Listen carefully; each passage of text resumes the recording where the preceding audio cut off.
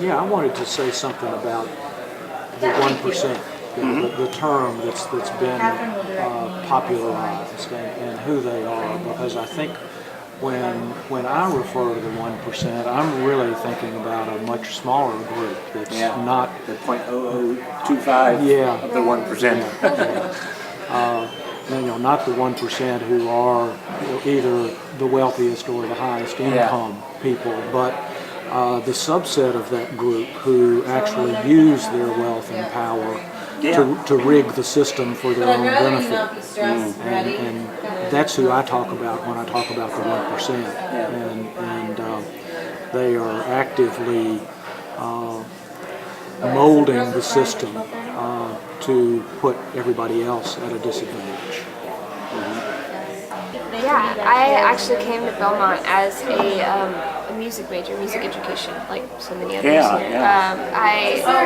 It's actually an interesting, I think it's interesting, other people may not, but an interesting story. I told you I was reading about, Shane Claiborne as I was in my senior year of high school. I already applied to Belmont, was accepted as a music education major, and I, was reading about the Simple Way House, was reading about, I guess just the Simple Way House, and that sort of new monasticism really interests me, and I was looking up stuff on Belmont. I wanted to see what sort of mission stuff they did. I was really interested in, of course they do a lot of, missions in, South Africa, and, the typical places you'd expect people to go on missions, but they also did, missions in the inner city, or in the city, I guess you should say, and like working at soup kitchens and stuff. And then I saw Service Your House being advertised as one of their local missions, and I looked into that, and it was the new monastic community sort of thing that the Simple Way is, and it's run by Belmont. And so I came to Belmont. I switched my major the first semester. I was taking the Understanding the Bible class. Everybody has to take it, and my professor was the guy who runs the Service Your House. And so I asked to talk to him after class one day, and I said I was really interested, and I ended up being the youngest person to be in the house. It was usually, juniors and seniors, and I lived there my sophomore and junior year, and so it was kind of this chain reaction. I wanted to do music. I felt like that was my calling, and then I was, slapped in the face with the fact that it wasn't. It was I didn't like my music classes. I didn't like all this stuff. We had to go to concerts just about every day, and I know that sounds great, but it was just like I had other things I wanted to do, 4 hours of practice a day, et cetera, et cetera. And so I switched to Christian ethics, and my family wasn't happy. What are you going to do with that? How are you going to make money? And they teased me ever since then. Oh, did you change your major again? I was like, I only changed it once. Stop bothering me, But they're always like, changed your major again? What major are you now? But it's been that way since second semester freshman year, and I love it. I've met the most incredible people in the religion school. I'll be sad to leave in May. I don't know what else to say. The folks who are claiming that the Occupy movement does not have clear political goals and demands, basically what they are doing is this. La, la, la, la, la. Yeah, right. Yes. They need to have the question turned around on them. So, okay, is there a crisis here? Is there a problem here?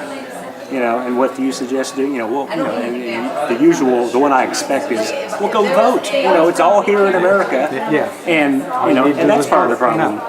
You vote, and then the things that they've done your entire social duty by voting. Right. No, I don't think so. Yeah.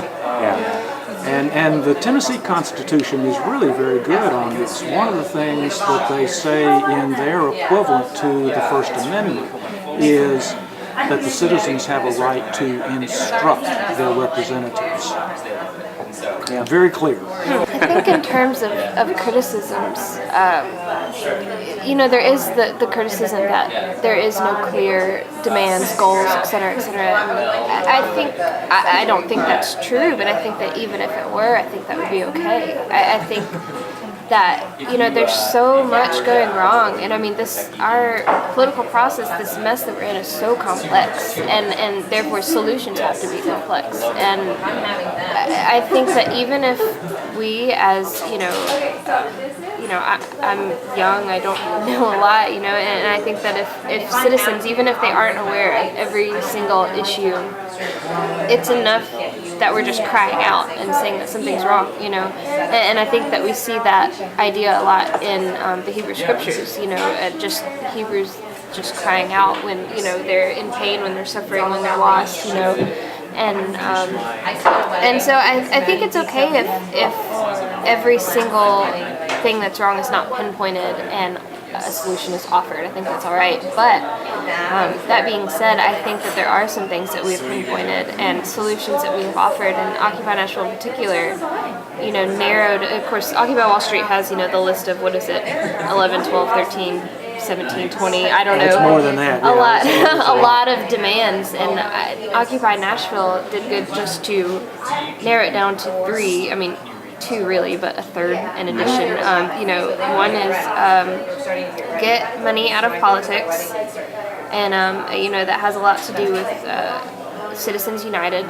Money used free speech, etc., etc. That's the other one with right, and then corporate personhood. Yeah.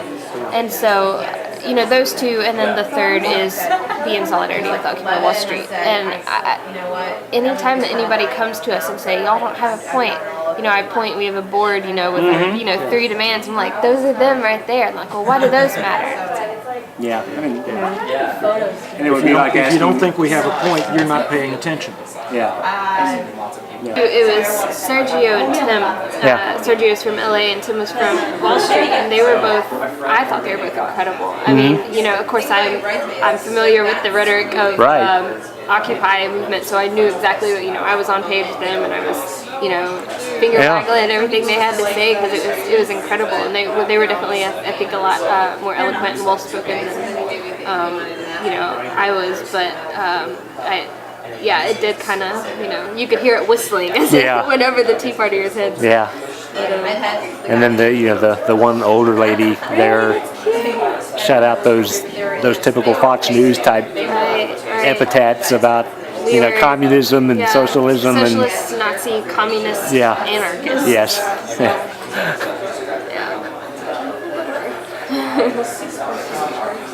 It was a really good experience. I'm glad I had the opportunity to do that. That's one of those forgotten Martin Luther King legacies. That and how outspoken he was about the Vietnam War, and how outspoken he was about income inequality, and et cetera, et cetera. Yeah, one of the things I remember him saying was, he said people will say to me, stick to civil rights. He says, but I've worked too hard and too long against segregation to end up segregating my moral concerns. It's also in a rap, I mean, it takes people on all ends. There has to be people focused on this, and people focused on this, and people focused on this, and then if we all work together, definitely. I mean, it's like the people that say that, feminist concerns are of no, concern to the Occupy movement, and, it's like, well, when you look at income inequality and economically disadvantaged people, the majority of them are women, so I mean you can't, he's right, you can't segregate stuff like that. It's also, interact. We might have our 2 focuses, but that doesn't mean that we can't also, bring other things into the mix. So, like racism and sexism, and I mean, great evils that all contribute to this. But it was really nice to meet you. Thank you so much for doing this. And if you ever want to do this again, I'd be glad. Have a great day.